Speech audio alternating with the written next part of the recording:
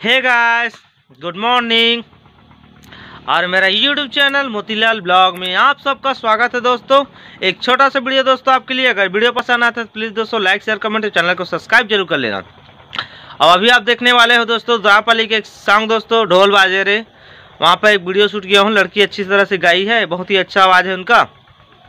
तो उन्हीं वीडियो को आप देखिए दोस्तों आज। और आज वीडियो शूट नहीं करूँगा दोस्तों, उसी वीडियो को आपको बताने वाला हूँ आगे। और लास्ट में ज़रूर सब्सक्राइब कर लेना मेरे चैनल को अगर वीडियो अच्छा लगता है तो। ठीक है, 2 मिनट का वीडियो है, ज़्यादा नहीं है, छोटा सा वीडियो है। और वीडियो को पूरा देखना, वॉच करना फुल, और जाइए मत, वीडियो अच्छा होने वाला है आज। ठीक है, तो ठीक है, आप वीडियो कंटिन्यू कीजिए और मैं चाय पीता हूँ।